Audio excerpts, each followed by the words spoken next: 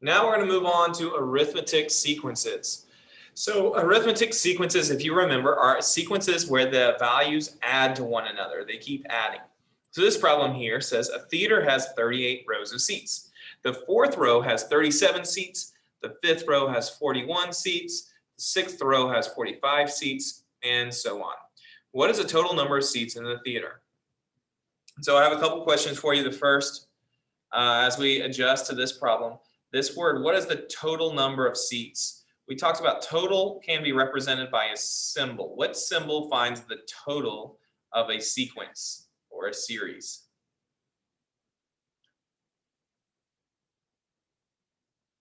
So what symbol is represented by the word total or sum for that matter? What symbol did we have to represent a total?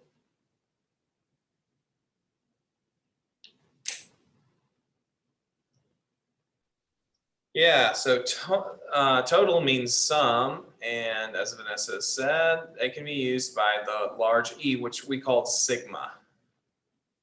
That's how we're going to solve for this one. So this is arithmetic because the number of seats increasing each time.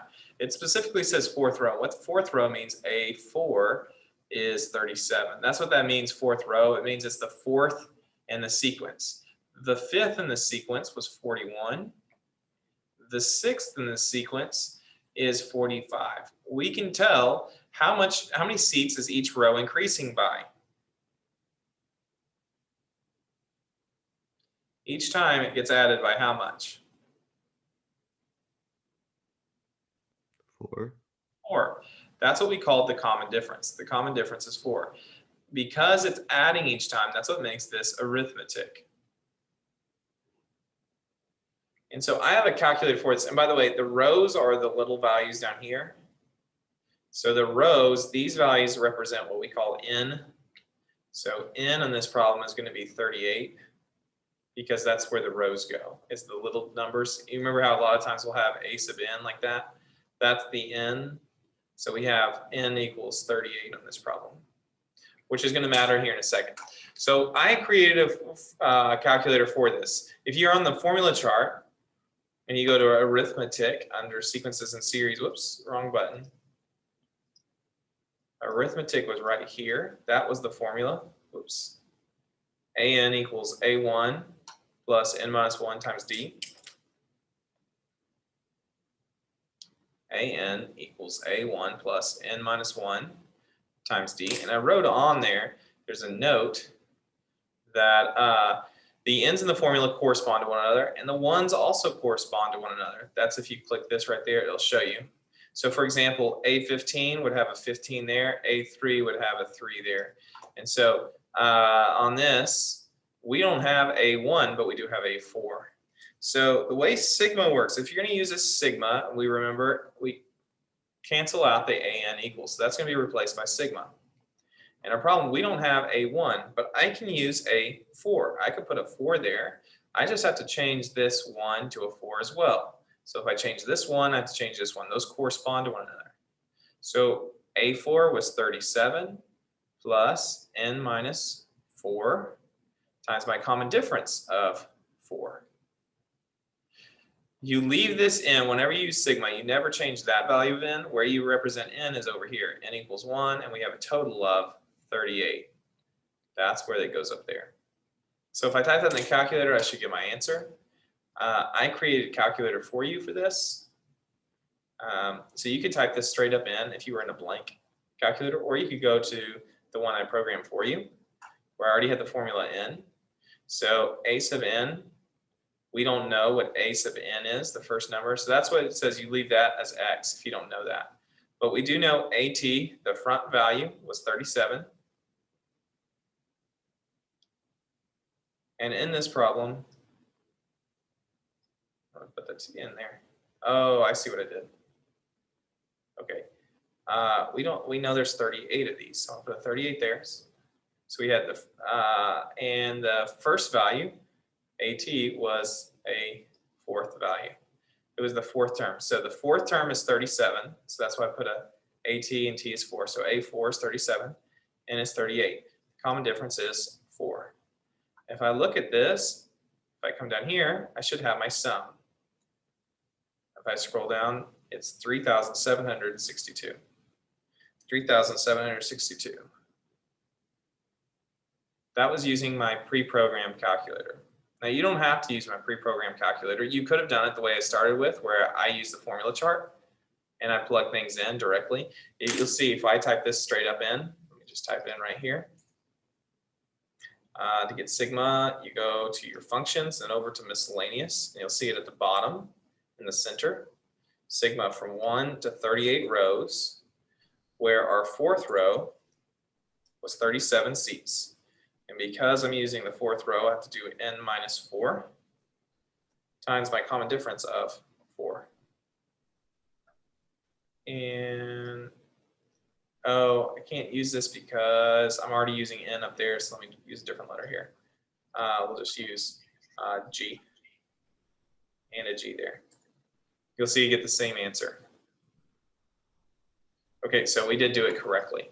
Both ways. You could go like this, or you could open up the calculator and use this. If you're not sure what is the T for, just click this open and I tell you right here what everything equals. T is the term number of the earliest term. So in this case, the earliest was 4. So that's what that was for. Okay, so let's try this. I'm going to leave this calculator open and we'll do the next problem. The first 3 terms of a sequence are shown. What is the value of the 51st term in the sequence? So if I want to go through using calculator first this time, I know my A1 is 83. So A1, which goes right here, is 83, negative 83, I'm sorry, negative 83. Because it's my first term, I need to make T be a 1 this time. I can see that each time it's being added by 4, so D is still 4. I want to know what's the 51st term. So I'm going to take my n to 51. We don't know what the value is. That's what we're looking for. So if I graph it, this says here the intersection of the 3 graphs would solve for your unknown. My unknown is what's the 51st term. If I do this, I see the 51st term is 117. So this answer on this problem using the calculator is 117.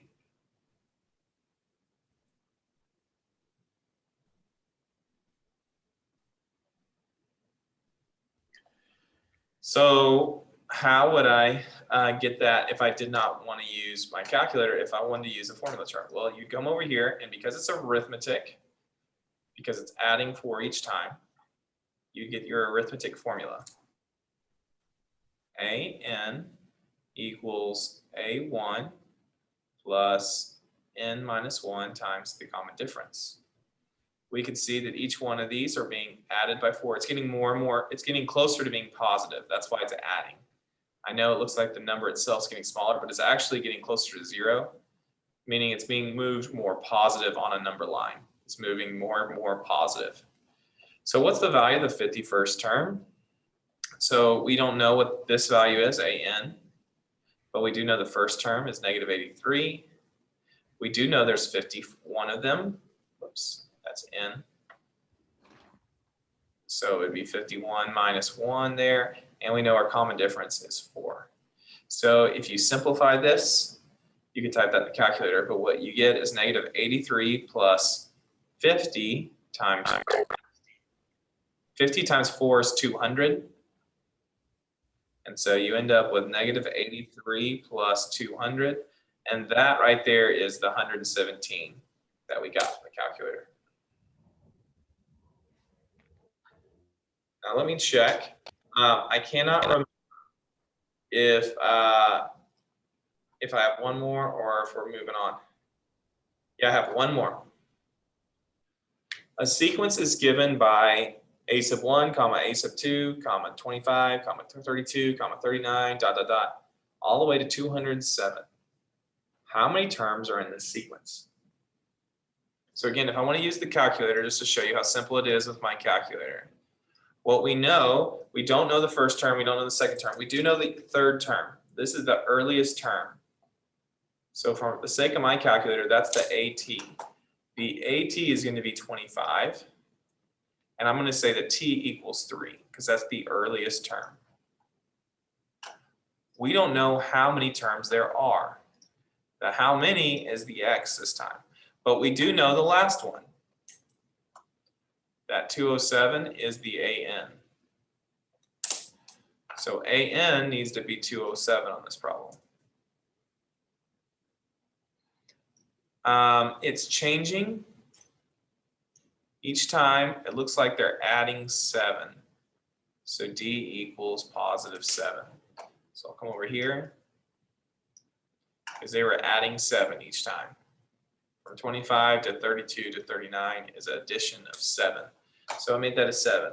If I go to my calculator, where the 3 graphs cross, that solves for your unknown. So in this case, my unknown is 29. That's what this says here. The x value, the intersection, would be your solution to the unknown. So this would be 29 terms.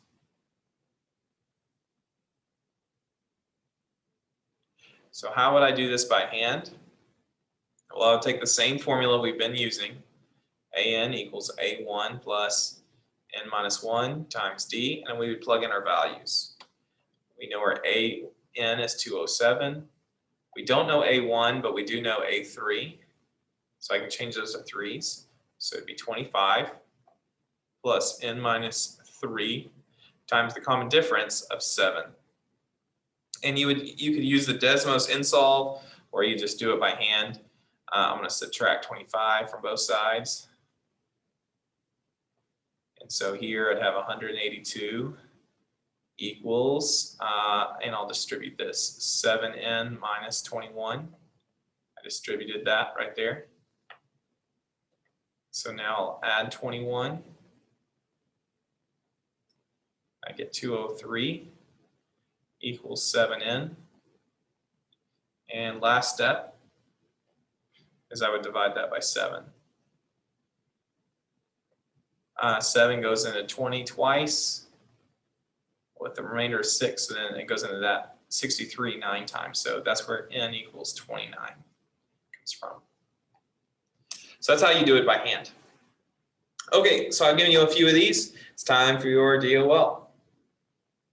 That's not it. This is the problem we worked through. 56% got that right.